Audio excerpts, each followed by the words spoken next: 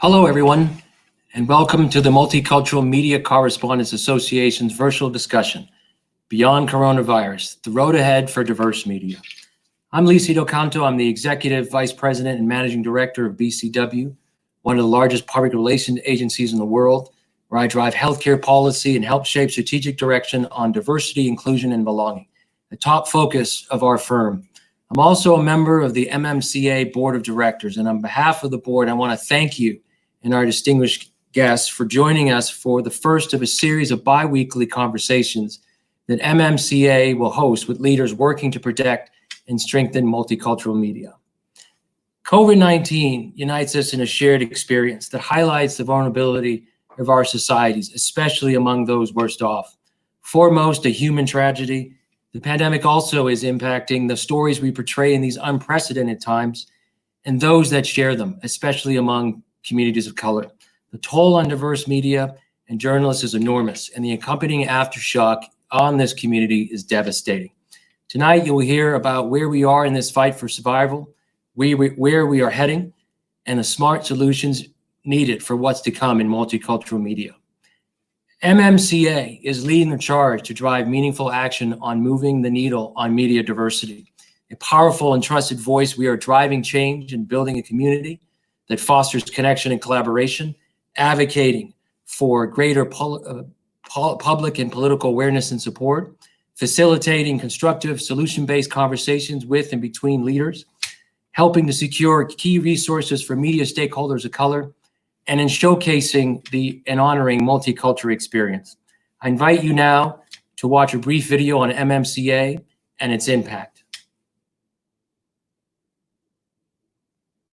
We see a media diversity crisis with serious economic, social, and political implications. 40% of the population have no ownership in an industry that represents 20% of the economy. Media bias and stereotyping is fanning the fire of hatred and division. Dying local news outlets are crippling civic engagement. And worst of all, not seeing positive stories about their community is stifling the dreams and aspirations of Black and brown children across this nation. We hosted the inaugural Multicultural Media Correspondents Dinner to ignite a call to action to move the needle on media diversity. We don't just tell colored stories. We tell stories in color. During the dinner, we honored multicultural media luminaries who all shared their struggles and highlighted the need for increased media diversity. It's not enough to show. It takes money, it takes capital. It has to be multicultural. It has to be people coming together. There's no way to create that cultural change without the authentic voices. Stories of multicultural people have tremendous value. In order to harness and sustain the energy and power of the MMCD, we formed the Multicultural Media Correspondents Association, and it quickly became a powerful platform. MMCA serves as a trusted bridge and convener, enabling difficult, solutions-focused conversations in a common ground environment. It serves as a vehicle to provide thought leadership. It effectively influences and communicates policy developments. You have to just go at it as if you have the same rights that everyone else has to do what you need to do to fulfill your dream. And it provides information and resources for both individuals and stakeholder organizations.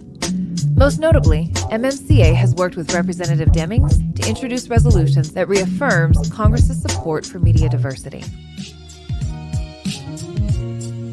We ask that journalists and media professionals join our community and become diversity champions, and that media companies and stakeholder groups become strategic partners by providing funding and support.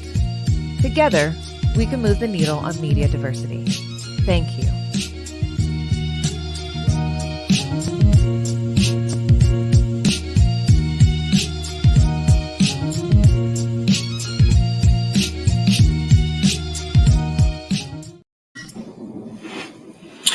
Remember to use your social media, and please feel free to share MMCADC, hashtag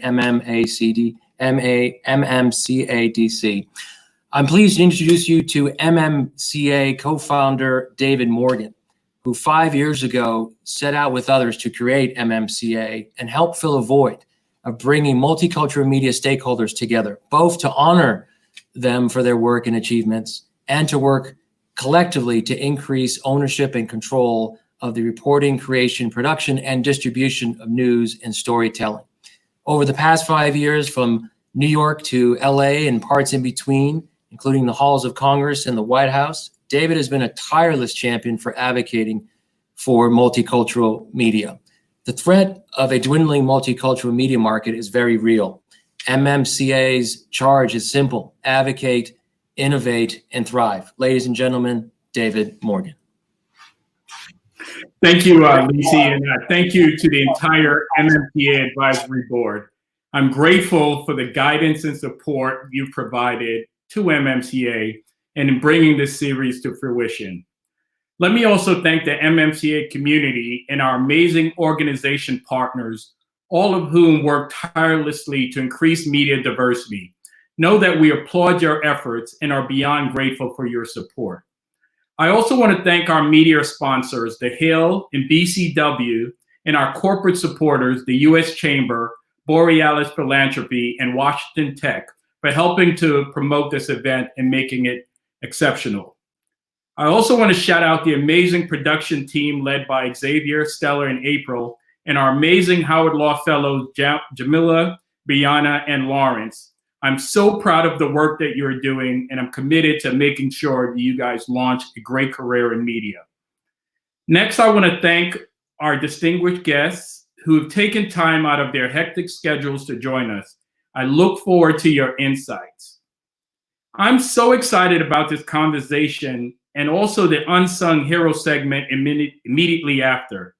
This segment is special to me because it allows us to shine a light on the amazing people doing remarkable things to support local and multicultural media. This week, our unsung hero is Tracy Powell from Borealis Philanthropy. And for those of you who don't know, Tracy writes big checks, so you don't want to miss that. Now, without further ado, I would like to introduce our moderator, Steve Clemens, editor-at-large of The Hill. The truth is, Steve needs no introduction. I'll just say that I went to the Hill Diversity Summit last year, which was awesome, and I was blown away by Steve's fireside chat with Congressman Ben Way Lujan. I've been trying ever since to work with Steve and The Hill, and I'm over the moon that we're finally able to make this happen. Join me in welcoming our distinguished moderator, Steve Clemens. Thank you, Steve. David, thank you so very much. It's my honor and privilege, and I would have said yes instantly to anything you want to do. I just want to lay the groundwork for just one thing to think about. When I was much younger than I am now, and I was living in Los Angeles, and I had at a very young age become head of something called the Japan America Society of Southern California. It was one of the places that many Japanese Americans participated in. I became close to a little newspaper in Little Tokyo called the Rafu Shimpo, which has always been struggling. But I have to say, the quality of journalism, the people I met, the doggedness of those reporters that would go after and hold those in power accountable, rivaled the best reporting and journalism I saw anywhere else. They didn't have the most resources. They didn't necessarily weren't clearly the best known paper, but it instilled in me the vital importance that local communities, that all communities have trusted news sources. And I've been very committed to this, and I'm so happy to see that this is being raised, because we are under the worst sets of storms hitting the United States at the same time. And if we're not careful, there's going to be a lot wiped out later. And the reason that I was so committed to this today, and I'm so honored in a moment to bring on Representative Judy Chu and Representative Val Demings, and others to talk about this, is that we can't just sit passively and do nothing when these storms are here. So without further ado, let me please bring in Representative Judy Chu. Representative Chu is the first Chinese American woman elected to Congress. She currently serves on the House Ways and Means Committee, which is jurisdiction over legislation pertaining to taxes, revenues, Social Security, and Medicare. She's on the House Small Business Committee, absolutely relevant to this issue of what we're discussing today, because these small news operations are also, in many cases, small businesses. She is a member of the Steering and Policy Committee. She chairs the Congressional Asian Pacific American Caucus and is chair of the Congressional Multicultural Media Caucus, which is so important to this. And I have to say, just as a salute, she has done extraordinary things right now in light of the coronavirus to stop the bigotry and some of the attacks on Asian Americans. And I'm very grateful for that. So Representative Chu, thank you so much for joining us. Well, thank you so much. Yes, hello to all of you. I'm Congressmember Judy Chu, and as chair of the Congressional Asian Pacific American Caucus, I'm thrilled to be here with the Multicultural Media Correspondents Association to help kick off your new Multicultural Media Ownership Solution Series. And I want to start by wishing all of you a very happy Asian Pacific American Heritage Month, which we celebrate each May to recognize the rich history and immeasurable contributions of Asian American and Pacific Islanders, or AAPIs, who've been so vital to our country's success. I especially want to thank the AAPI journalists and media outlets who've been doing such an incredible job covering critical stories on how the current crisis is impacting the AAPI community. From highlighting the stories of AAPI healthcare providers and frontline workers who are risking their lives every day, to covering the alarming rise of anti-Asian bigotry and hate crimes that the coronavirus pandemic has incited, our AAPI ethnic and local media has played such a critical role in getting the information out. In fact, ethnic media outlets provide nearly 21 million AAPIs access to news and entertainment from their country of origin, while being a trusted source of local community information. And their role has been especially critical during the COVID-19 pandemic. But like so many other industries and businesses, many local AAPI and ethnic media outlets are struggling to still stay afloat during the coronavirus crisis due to the significant losses they've seen in advertising revenue. For instance, in San Francisco, KVTO AM is the only all-Chinese radio station in the market serving 500,000. But in just 1 month this spring, they saw a 50% reduction in advertising. That's why this last month, I joined with the chairs of the Congressional Black, Hispanic, and Native American caucuses in urging congressional leadership to include relief for local and ethnic media in any future COVID-19 relief legislation. Specifically, we called for the appropriation of direct emergency funding and federal advertising dollars to support ethnic and local news media so they can continue to deliver uninterrupted news to those in need. We also called for language directing all federal agencies to review their communication practices and make sure they're working effectively to reach non-English speaking populations who rely on ethnic media. Although I was disappointed that we learned today that that specific language did not make it into the HEROES Act that we will vote on Friday, the bill does include other protections that we fought for. And that includes an amendment to the Paycheck Protection Program that makes certain local news media eligible to receive a covered loan to support the continued provision of local news information and content and emergency information as well. And it classifies media workers as essential workers who are eligible for a pandemic premium pay. We cannot afford to leave communities of color and vulnerable populations without news and life-saving information during a crisis like this. So you can count on me and my Tri-Caucus colleagues to continue fighting to ensure that multicultural and local media outlets receive the support they need to weather this pandemic. Together, we can ensure that our communities get the help they need. Thank you. So much. And now I'm going to bring to our stage Representative Val Demings. Val is a Democrat from Florida. She represents Florida's 10th district in Congress. She has made an extraordinary impact on issues, but particularly this as well. She's been very committed to this particular organization and to the mission of making sure that the multicultural media is resilient and strong. She is the first woman to serve as Orlando's chief of police. She now serves on the House Committees on Homeland Security, Intelligence, and the Judiciary. Representative Demings recently made history as one of the first women and first African Americans to serve as a presidential impeachment manager, something that doesn't come along that often, but did extraordinarily well and made an imprint on many Americans who care about how this democracy operates. Representative Demings has been a leader on numerous issues, including bipartisan and bicameral work in Congress to reaffirm America's commitment to media diversity. And I am fully comfortable with rumors and all of that right now in this little show. She is rumored to be on the very, very short list of prominent Americans being considered by Vice President Biden to potentially become his running mate in the upcoming presidential contest. So Representative Demings, thank you so much for joining us. Well, thank you, Steve, for that introduction. And let me say good evening to all of you. I trust that everyone is staying safe and healthy as we all go through this difficult time together. I want to thank David Morgan and MMCA for bringing us together once again to have a very critical discussion about a very important issue. When we talk about media diversity, it is an issue that has the potential to impact every community. It has the potential to impact every community. It's good to be in the company of my friend and my colleague, Judy Chu. I so enjoy working with her as a part of the Tri-Caucus Coalition, as a member of the Congressional Black Caucus. I want you, if everyone would just for a moment, take a journey with me and think about these significant events that have occurred in American history. Events like the women's movement, the civil rights movement, individuals like Bull Connor, Bloody Sunday.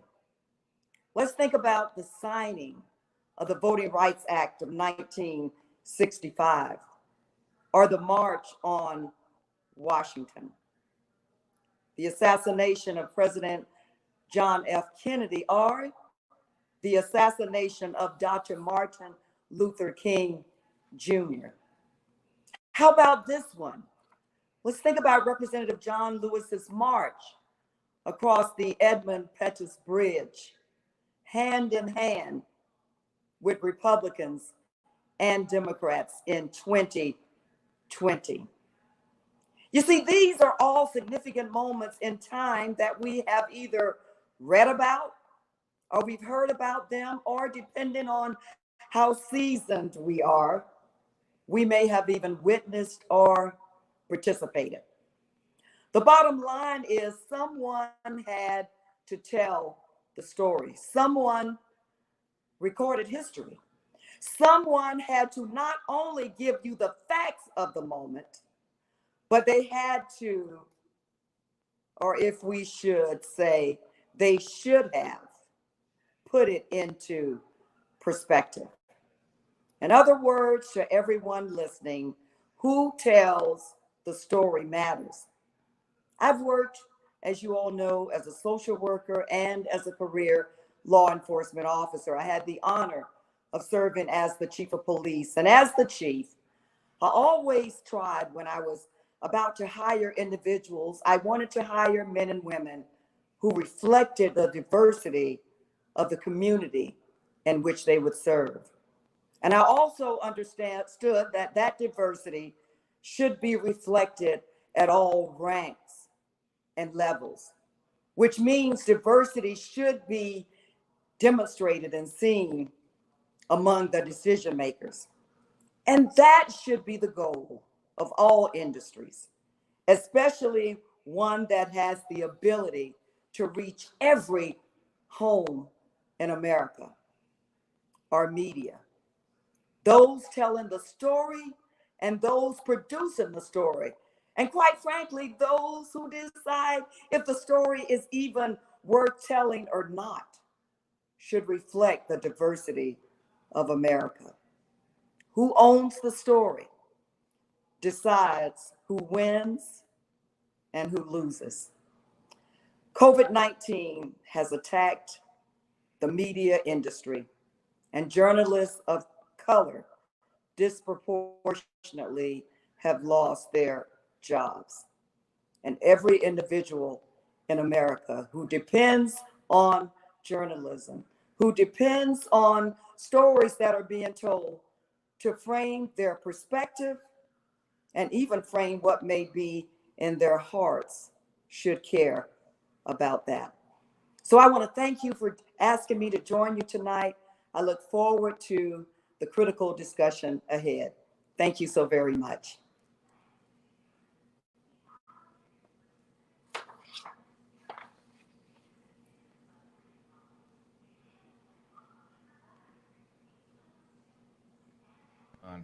I want to say I hope you, but I wanted to say that it's a privilege to have you both with us, and we have two other distinguished Americans about to join us. I wanted to remind everyone that you're welcome to list questions to the Congresswomen and to our other panelists in the live comments, and we're going to take some of those and pose those to people. But let me bring in Rick Wade.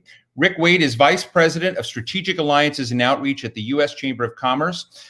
He develops and implements programs and initiatives to help the Chamber create new business relationships and partnerships across diverse audiences. Before joining the Chamber, Rick was principal of the Wade Group, a strategic communications and global business development firm, and was a partner at the Harvest Investment Group, a consultancy that facilitated foreign direct investment into the United States. Rick, it's great to have you here.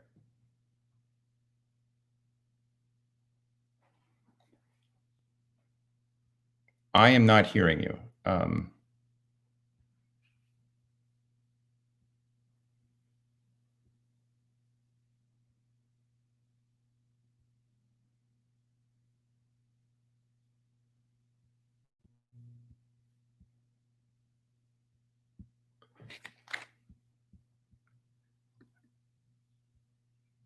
We cannot hear Rick. So we're going to move on for a moment until that is resolved. And let's bring in our fourth panelist, Juan Senior. Juan Senior is former news correspondent and presenter that now runs the Innovation Media Consulting Group, arguably the world's leading new media consultancy. Juan is also one of Europe's leading business facilitators, an established independent producer and director. His show Media Report was voted by viewers as Europe's best business program. It's a real privilege to have you with us today, Juan. And soon we're going to have Rick back with us as well. But good to have you. Thank you very much, Steve. Sleepless here in London. It's midnight my time. And yeah, looking forward to showing you how we're also dealing with the same perfect storm for local and diverse journalism affecting the entire world. And a lot of the solutions already coming through. Our whole panel together. We'll just all welcome Rick Wade when he comes in, and hopefully we'll have some sound and wave to him and make him feel like he's been here all along. Let me start the conversation, and again, reminding people that they can pose questions. But Representative Demings, you went through and you offered a roster of crisis points in American history. And I got chills thinking about them. They were tough times for America. Representative Chu, you have also seen and witnessed and been part of so many of these as well. And in past times of great stress in this country, we've been smart afterward. We've rewritten the social contract with Americans. We've made things better. And so as we look and reflect on the coronavirus, I'd love to get any insights from both of our representatives in Congress, and then open this to everyone, on what you think we need to do to fortify this country and put it in a better place, to move the nation ahead, not just recover. Representative Demings? Well, Steve, thank you so much for that question. And, you know, I wanted to go through that roster for a lot of reasons, but to remind us as Americans that in this country, we've seen tough times before. And somehow, while we're still trying to work out a lot of issues that we faced, somehow we were able to make it. Somehow we were able to get through them. And I really do believe that good things can rise from the ashes. One thing that COVID-19 has demonstrated for us is it has definitely pointed out our vulnerabilities. As we talk about 80,000 people, for example, who have died as a result of contracting the virus, we know that about 60% of those individuals are people of color, are Black and brown people. So what does that say about the healthcare system in America, for example?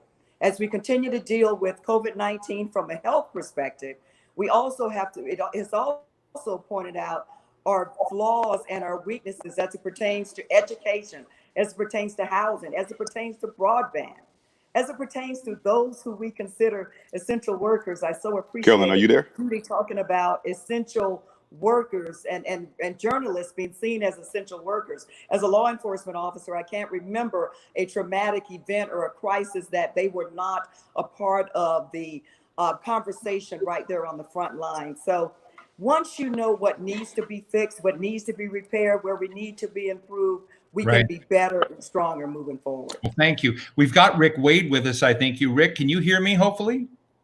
Yes, can you hear me? Great to have you here. We're going to move on. We've introduced you beautifully. It's great. I'd love to get Representative Chu's thoughts and just maybe tweak it a little bit in the sense that as we've come back, there are many Americans who feel, Steve Clemons, you're wrong. When we put together the social contract, when we respond to these crises, guess what? We continue to leave a lot of people out of the picture. A lot of people were still screwed. And so I want to go a little bit deeper and say, do you think there are real opportunities that we can not just look at one part of the community, that middle class out there, and just sort of say, that we're done, that we can actually do something real and genuine and create a greater inclusion in our institutions, in our media, in our business environment, which will get Rick on board, but would love to get your thoughts on that. Well, what is clear is that there is a disproportionate impact of COVID-19 on communities of color.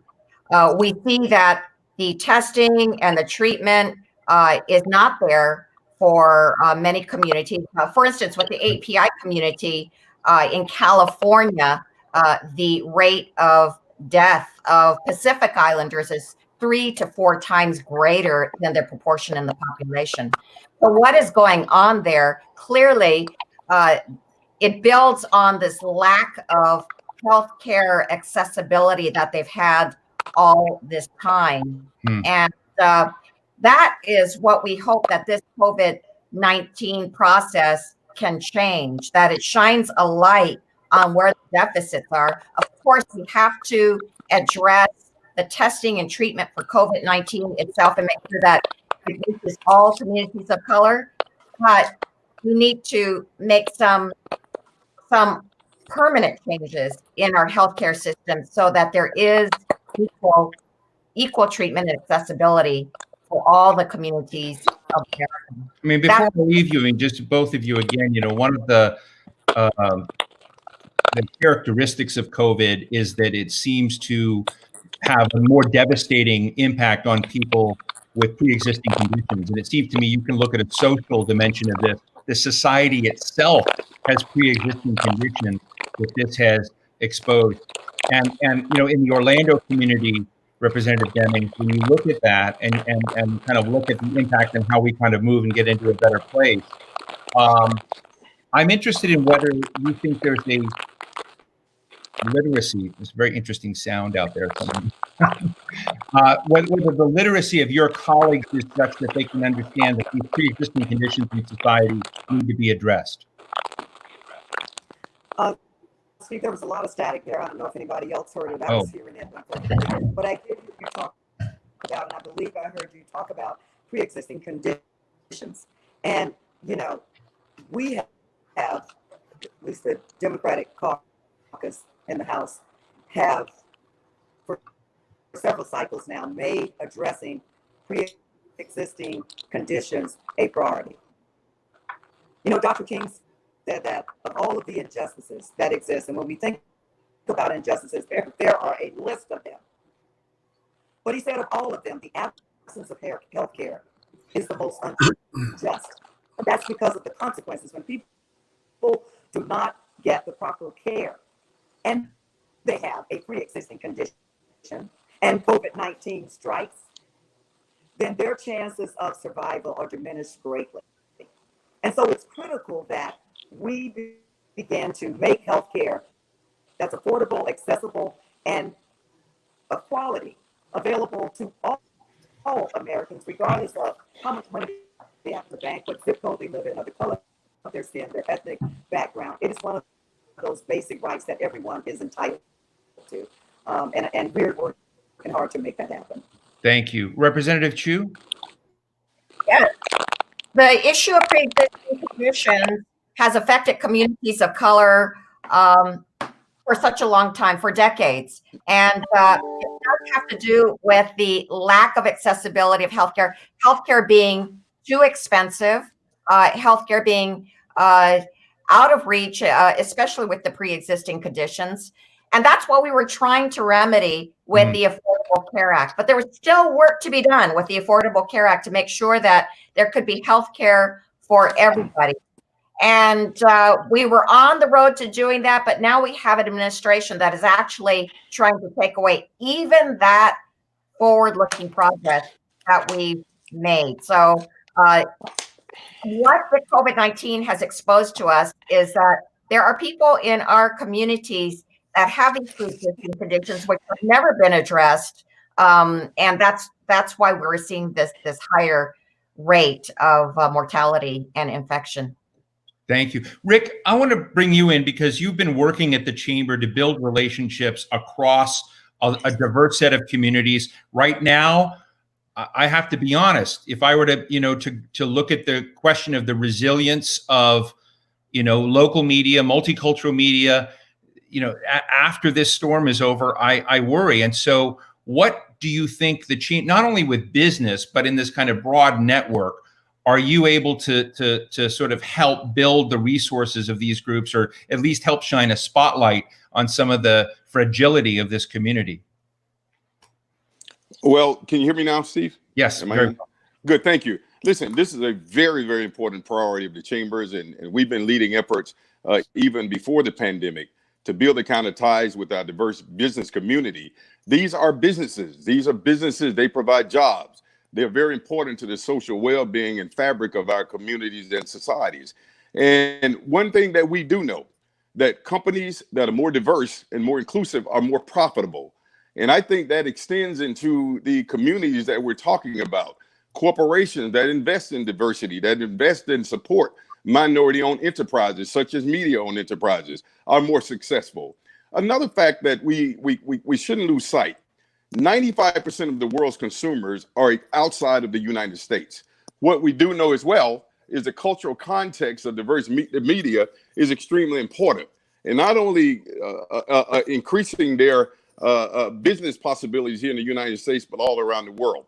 We are working with all of the diverse chambers, the Hispanic chamber, the Asian chambers, the African-American chambers, the LGBTQ chambers, to make sure that they're connected to not only funding, thanks to the members of Congress, that is in the CARES Act, the PPP funding, et cetera, but it's important that we look beyond the pandemic.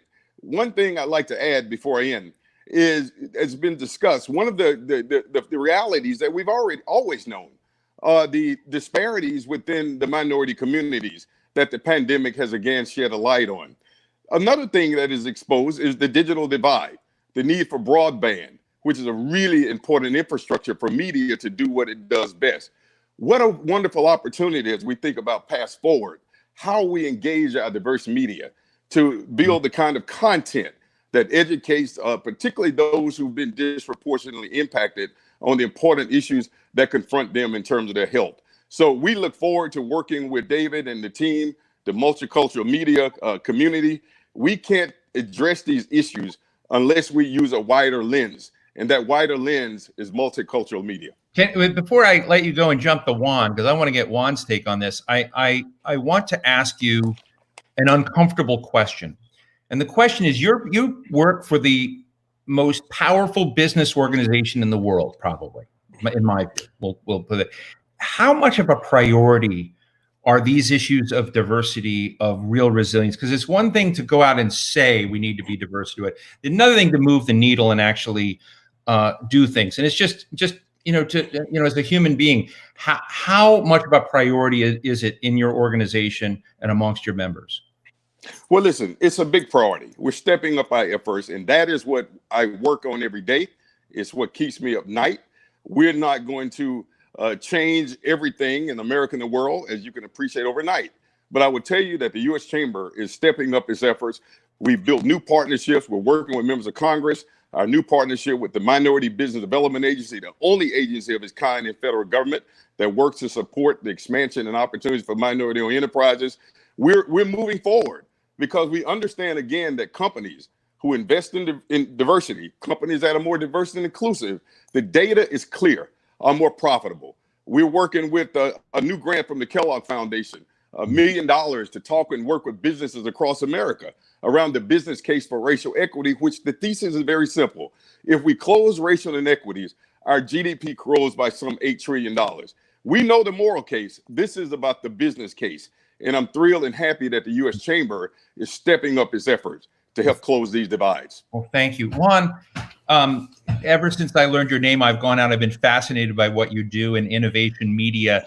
As I said in the opening comments, I love this little paper in Little Tokyo in Los Angeles, the Rafu Shimpo. But I knew it in the 1980s. Media has become so diverse, so different. It means so many things across so many different platforms.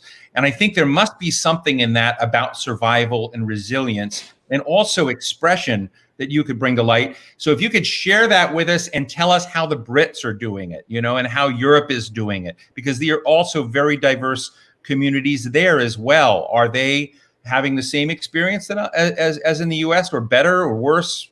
Tell us what your thoughts are. Yes, here I am talking to American congressional leaders from the UK. And here in the UK, we've been quoting Lenin. And Lenin uncharacteristically, insightfully said that there are decades where nothing happens, and there are weeks where decades happen. And this is exactly what we're going through right now. This is a moment where we can lose local journalism. We can lose diverse journalism. And here in the UK, of course, a lot of your legislation, your culture has a lot of its basis in the founding fathers. Many of them came from the UK.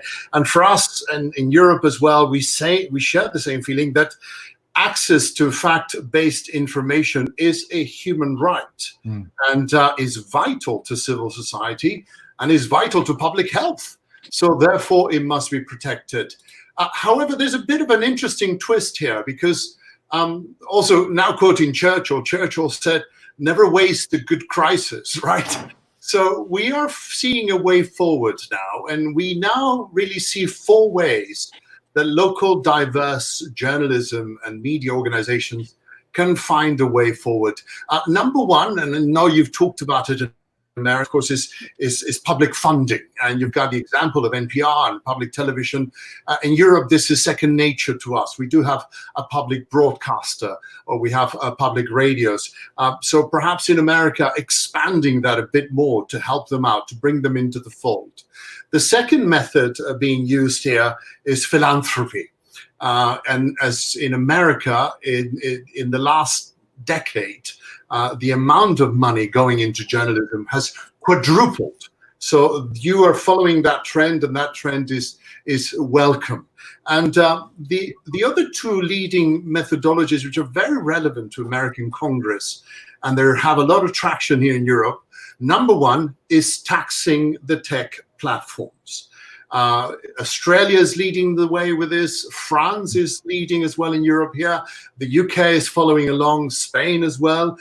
It's being proposed a 6% tax on Facebook, on Google, on their advertising revenue to give it back to newspapers. And lastly, the last approach that is being developed here with a great deal of success is asking readers to pay. And local journalists here are having a conversation with the readers, with their community, saying, we are valuable and you should support us. I'm not seeing that in America. Journalists really engaging with the community and saying, it's time for you to pay. Right. You have to go from free to fee. How do we do that? Perhaps American Congress can facilitate these conversations at a local level. But you had your Netflix moment. You went from people watching. I mean, not to cut you off or to be too much of a fly in the ointment here. My worry about I've been in a lot of media, and lots of us are considering paywalls. I was at the Atlantic; they now have a paywall. But most of the media that we're talking about, in my view, in the Multicultural Media Association, they don't have the luxury of paywalls. They put a paywall up, they're out of business right away. I mean, it's just different communities. So I just want to for those who are watching this right now, realize that there are different, methodologies and frames, which I think you've said than others. And I, so I just want to put that out there because I worry about right now a very fragile system being undermined by the expectation that, hey, the coronavirus wasn't your fault. You got to come in and you're going to go under if you don't, unless you figure out how to put a paywall or something in. I'll give you a quick chance to knock me back. No. The solution to that, which is being done, is initial subsidies by government, where government is giving vouchers for people to subscribe. Right. But look, journalism is a public utility, and in a pandemic, public utilities are essential. Your food is essential. Your medicine is essential. You pay for your food. You pay for your electricity. You pay for your medications. During a crisis, you should pay for your journalism as well. And that should be expected of people along the way. Unless you turn that, we can't have journalism dependent on government subsidies or philanthropy. Then journalism ceases to be free. Right. Thank you so much. Let me ask the representatives here, and then I want to go to our audience who has offered us a lot of great questions, which I have here. I want to ask about the environment for media right now. And when we look at the White House and we see the toxic tone, the notion that somehow those people who are reporting the media are somehow, considered occasionally enemies of the state, the struggle to say that what objectively distant journalism that used to just simply be obvious, but there's a different tone. And I'm interested because you both serve in government. You've got a foot in civil society out there. Do you have any insights on how we can fix that toxicity of the moment? Because that's also got to be an incredible gut punch to many of those members of the Media Association that we're speaking to and others in the broad public. Representative Demings? Oh. I have. Long before I became a member of Congress, I've dealt with the media certainly as a career law enforcement officer and the chief of police. There were some days, Steve, I wish I didn't have to deal with the media, but that had more to do with me than them. Look, the bottom line is the media plays a critical role. And as we're giving information to the public that they deserve to have, I think those in the media industry have to understand that they have the ability to change for the better or the worse, the hearts and minds of individuals. And so the information that they're given, it has to be factual, it has to be trustworthy, it has to be credible. That's what the American people need. I think it's really been painful for me as a member of Congress to watch the attacks and the generalizations of the media, that when it's not a favorable story, they're attacked. If it's favorable, then it's okay. Right. I just think we have to remember the job that they do, how critical it is for them, and especially in times like this. The majority of the information that the people are receiving on how to respond to COVID-19 and keep themselves safe and healthy are coming from the media. And so we do, as a community, we're a nation, but we're just a larger community. We have to make sure we work together. The media have to make sure they're telling the story factual and credible way. Representative Chu, as you asked it, let me also piggyback and ask you a question about diverse media and how they can play a better role than maybe they're doing now, although I don't want to be critical, but how they can help communities of color, vulnerable communities, get more trusted information. I mean, right now we know that people are looking for trusted sources of information. What do you think can be done to help enhance that?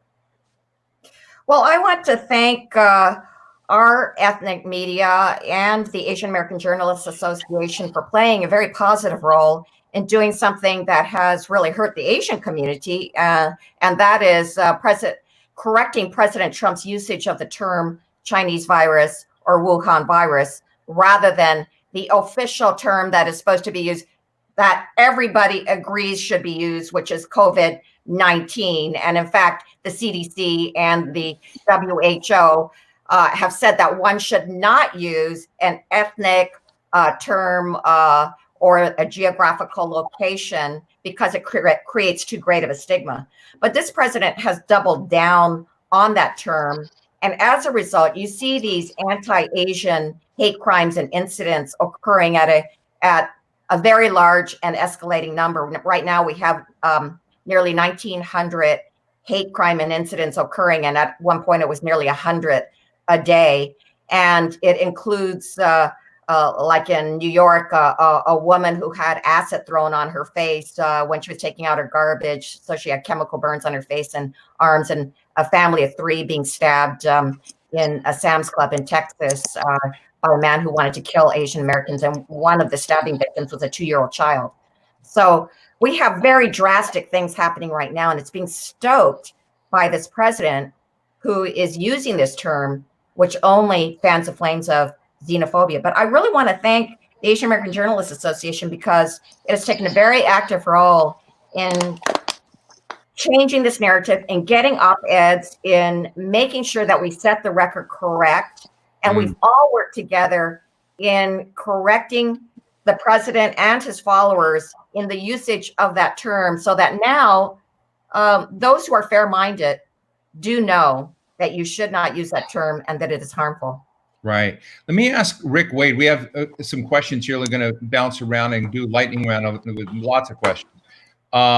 For Rick, we have, does the Chamber of Commerce connect trade agents to manufacturers to help possible partnerships? It's a little bit left field, but we'll be true to this. But I think it's the Chamber's role in performing partnerships and bridging. Can you share just 30 seconds on that for us? Steve, I'm sorry, I didn't hear the question. More technical difficulties. I don't know if you can hear me. The question is, can you tell us a little bit about the bridging role that the Chamber plays in trade and manufacturing and in the economy? Just short form. Yeah, I think if I'm not mistaken, I think I'm getting some feedback, but I think you're asking about the bridging role that the Chamber can play.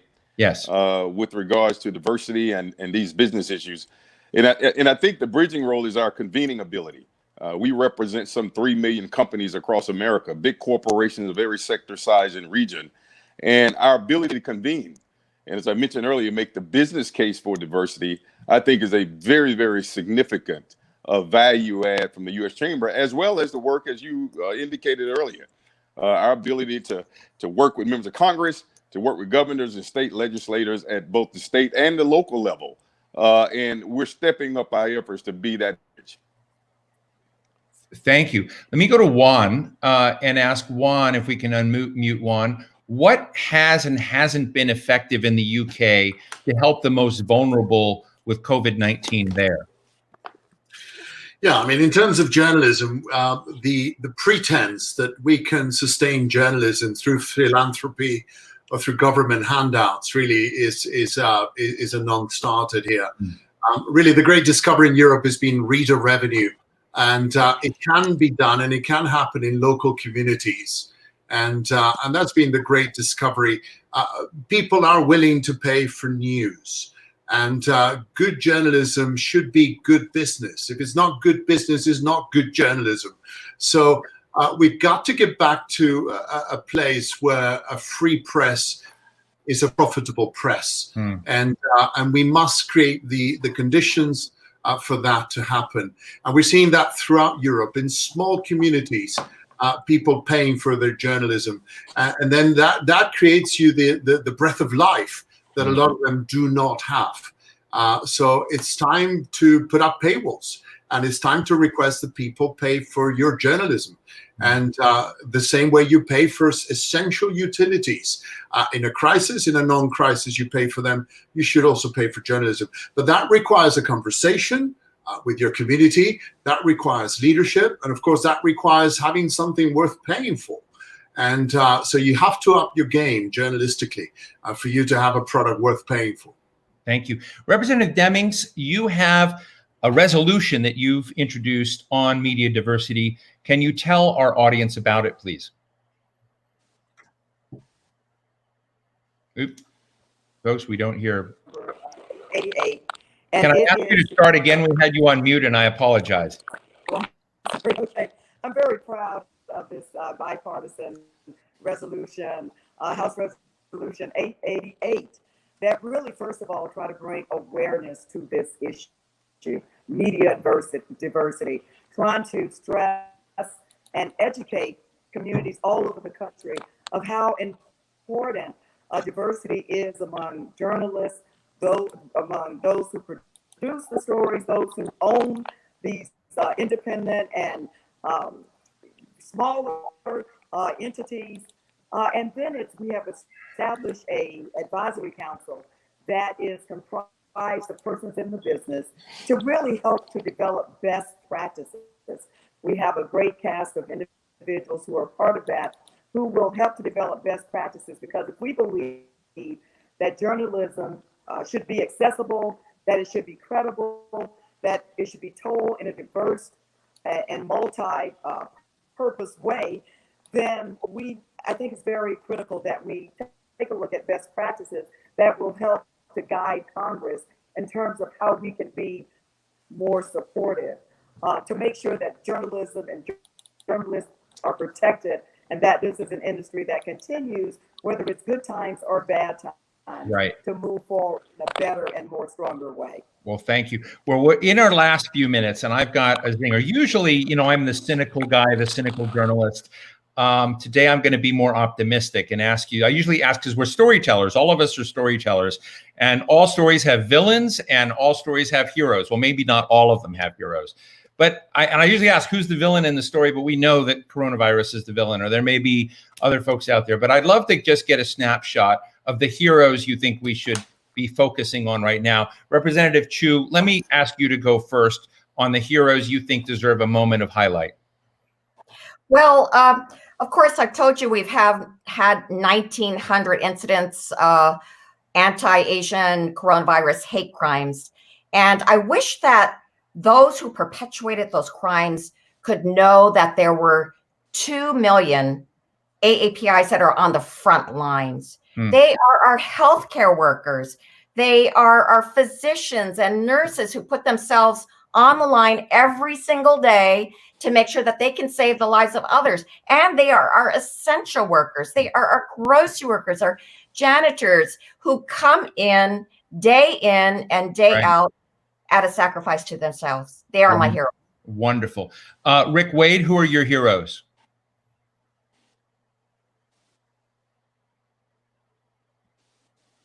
I think we've lost Rick there for a second, but how about Juan, your heroes? My heroes, the Guardian reporter was expelled from Egypt for reporting the real death count. The 2 American reporters expelled from China for reporting what is not being reported from China. Venezuelan journalists being jailed as a result of this, and so on and so on. Far too many to list here in such a brief recount, but outrageous how this has led to a crackdown on independent journalism globally. Very important point. Rick, are you back with us? Yes, I'm here. We're just saying who are your heroes. I concur with Congresswoman Chu. The heroes are the doctors, the nurses, the frontline healthcare workers, and all workers who have been on the front line as essential and non-essential during this terribly difficult time.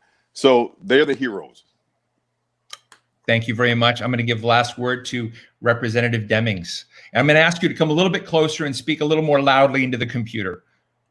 There we go. Well, wow, that's a loaded question because so many people go through my mind. But I'd like to start with smaller, independent news outlets that have been out there sounding the alarm and telling stories that the majority of people didn't think were important or worth listening to. And they're continuing to tell the story of COVID-19 victims and our heroes. Of course, the doctors and nurses and other healthcare workers, but also our police, our firefighters, our TSOs at our airports, our bus drivers, and our sanitation workers. They've been on the job carrying on. Our grocery store clerks. My, how we have redefined who we call a hero, but they have been steadfast and unmovable during this crisis, and I salute them to this evening.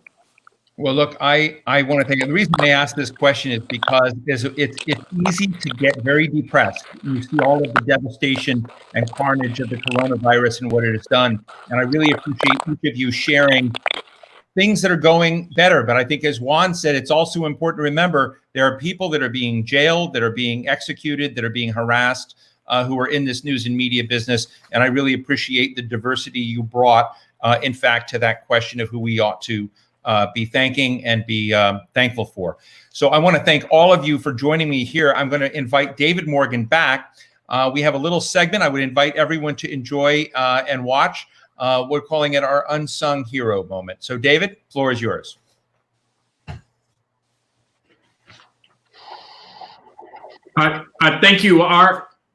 Thank you, Steve, and our amazing panel for your insightful comments. We look forward to hearing more from you in all the outstanding work that you guys are doing. Our Unsung Hero segment is designed to highlight the hidden figures that are doing amazing work to support multicultural media. Heroes and sheroes that typically go unrecognized.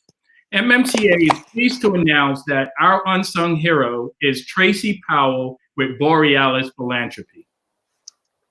Tracy is more than deserving of this honor. There's probably no one in America right now that is more committed or is doing more to secure needed funding for publishers of color. Tracy currently serves as program officer for the recently established Racial Equity in Journalism Fund at Borealis Philanthropy, which this year is already giving out $2.3 million in grants to strengthen the capacity and sustainability of news organizations led by people of color. Tracy is a critical intermediary, both leading the effort to increase and steer grant making to multicultural media organizations and also helping the philanthropic sector expand their reach and impact into newsrooms serving communities of color. Tracy is founder of alldigitography.org, which focuses on the media and its impact on diverse communities, and was most recently a senior fellow with the Democracy Fund, where she worked on a public square initiative that seeks to support informed dialogue through nonprofit journalism. At the start of her career, Tracy worked in circulation management and advertising before reporting on police, City Hall, and the U.S. Congress. Please join me in recognizing Tracy Powell, true Black girl magic, as our unsung hero. Thank you so much. I appreciate that, David. Thank you so much. So let's jump in. Tracy, you're at the forefront of the fight to save multicultural and local journalism against what seems like overwhelming odds. What keeps you going? I've always imagined a more equitable and representative news media, from news coverage to those working to produce the news, to voices and perspectives. It's been my life's work. I've also always had a desire to share news and information, not for the sake of sharing, but because I wanted others to be in the know. I wanted them to be better informed about the world around them. I wanted them to know what I knew. I wanted them to know what the rich and powerful knew.